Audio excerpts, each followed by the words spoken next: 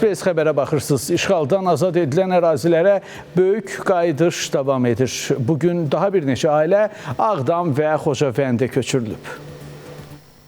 Bugün Ağdamın Xıdırlı kəndinə daha 15 ailə olmaqla 73 nəfər köçürülüb. Doğma yurda köçürülən sakinlərə mənzillərinin açarları təqdim olunub. Xocavəndin Qırmızı Bazar qəsəbəsinə isə 21 ailə olmaqla, 89 nəfər və Sos kəndinə 20 ailə olmaqla 80 nəfər köçürülüb. Artıq köç kərvanı Xocavənd rayonunun Sos kəndinə və Qırmızı Bazar qəsəbəsinə çatıb, sakinlərə mənzillərinin açarları təqdim olunub. Evlatla nəvə ilə qayıtmışam bura.